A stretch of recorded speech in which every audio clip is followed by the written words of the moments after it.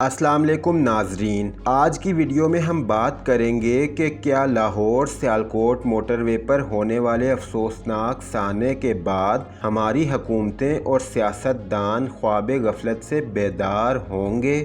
سیاسی point scoring اور بیان بازی کے علاوہ کیا کوئی مؤثر حکمت عملی اور قانون سازی ہو پائے گی تاکہ آئندہ ایسے واقعات سے بچا جا سکے؟ اور کیا اداروں خاص طور پر پولیس کے محکمے پر توجہ دی جائے گی جسے ماضی میں ہمیشہ نظر انداز کیا گیا؟ ان تمام سوالات کے جوابات جانتے ہیں اس ویڈیو میں، اور اگر ابھی تک آپ نے ہمارے چینل کو سبسکرائب نہیں کیا تو پلیز اسے سبسکرائب کریں اور دوستوں کے ساتھ شیئر کریں تاکہ آئندہ بھی اس قسم کی معلوماتی ویڈیوز آپ تک بروقت پہنچ سکیں۔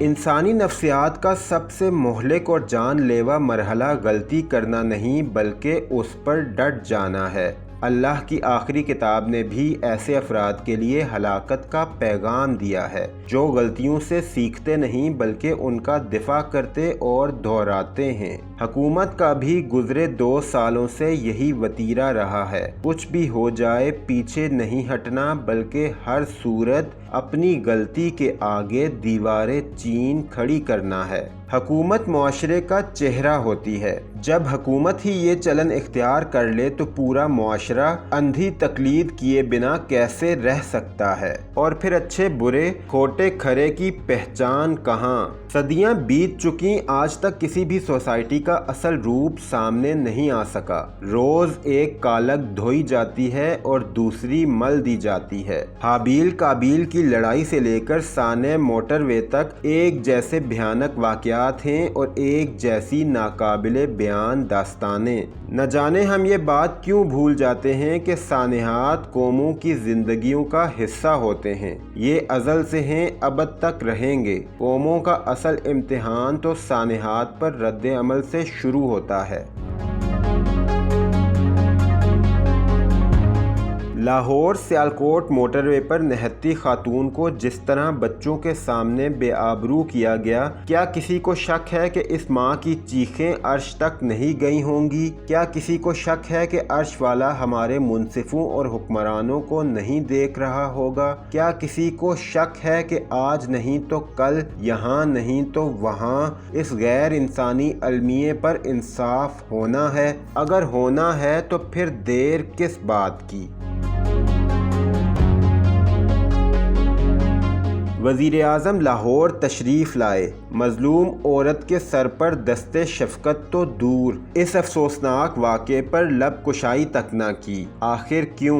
کوئی بتائے۔ حکومت کے سربراہ کا یہی فرض ہوتا ہے؟ اوپر سے وفاقی اور صوبائی وزراء ایسے کہ سارے معاملے کو ہی تہس نہس کر دیا۔ مرکزی ملزم ابھی پکڑا نہیں گیا اور طرح طرح کے بیانات دیے جا رہے ہیں۔ ایک کہتا ہے گینگ ریپ کے ملزمان کو سر عام پھانسی دی جائے، دوسرا وزیر بیان جاری کرتا ہے کہ ایسا کرنے سے معاشرے میں تشدد پروان چڑھے گا۔ وزیر اعظم ٹی وی انٹرویو میں فرماتے ہیں کہ ایسے افراد کو نامرد بنا دیا جائے۔ مقام حیرت یہ ہے کہ صرف حکومت ہی نہیں، ساری پارلیمنٹ ہی کنفیوژن کا شکار ہے۔ ایک پارٹی کچھ کہتی ہے تو دوسری کچھ۔ یوں گمان ہوتا ہے کہ ہمارے سیاستدانوں میں احساس الٹے قدموں چل پڑا ہے، انہیں معاملے کی سنجیدگی اور مظلوم کے درد کا ادراک ہی نہیں ہو رہا، ایک دوسرے پر تہمتیں لگا رہے ہیں، موٹر ویز اور فرانزک لیب بنانے کا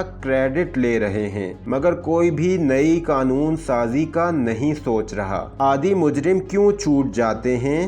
مجال ہے قانونی سکم دور کرنے پر کوئی گفتگو کر رہا ہو۔ پولیس، پروسیکیوشن اور نظام انصاف میں موجود رکاوٹیں دور کیسے ہوں گی؟ ان پر بحث کرنے پر کیوں کوئی تیار نہیں؟ کیا کسی نے سوچا ہے کہ ریپ اور گینگ ریپ ریاست کے خلاف جرم ہوتا ہے، مگر اس کے باوجود فریقین کی صلح کے بعد کیس خارج ہو جاتا ہے؟ آخر کیوں؟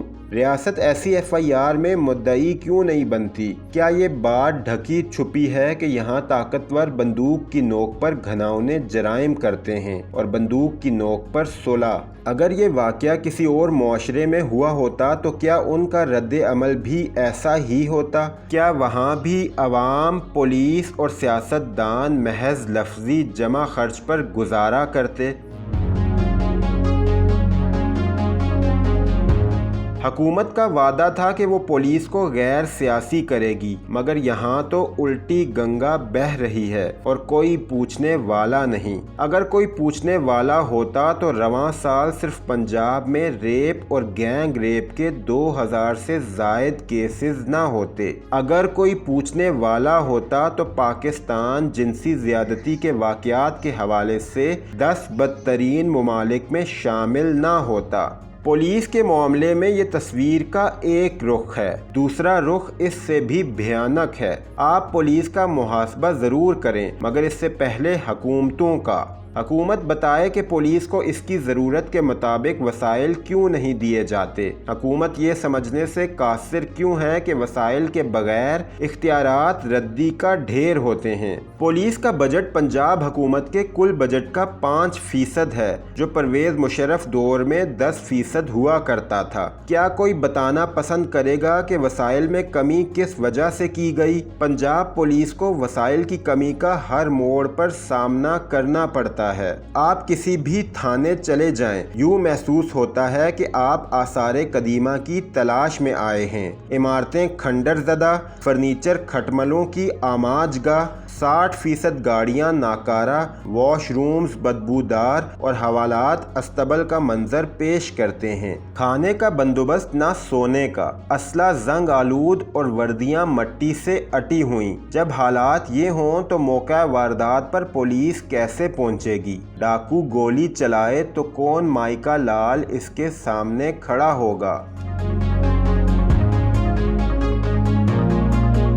پولیس کے معاملے میں ماضی کے حکمرانوں نے سنگین غلطیاں کیں۔ خدارہ تحریک انصاف کی حکومت وہ غلطیاں دہرانا چھوڑ دے۔ جب تک پولیس حکمرانوں کے گھر کی باندھی رہے گی، سانحہ موٹر وے جیسے واقعات ہوتے رہیں گے۔ ہوا کی بیٹیاں سڑکوں، بازاروں اور چوراہوں پر خود کو غیر محفوظ سمجھتی رہیں گی۔ قیامت آ کر گزر گئی۔ اب اگر اہل اقتدار کو سیاست سے فرصت ہو تو پولیس اور نظام عدل میں اصلاحات کی ابتدا کر دیں۔ شہر شہر، گلی گلی، نگر نگر ظلم کا جو چراغ روشن ہے وہ خود بخود بجھ جائے گا۔ پولیس کو گالی مت دیں، اس بار صرف گالی سے کام نہیں چلے گا، عملی اقدامات کرنے ہوں گے۔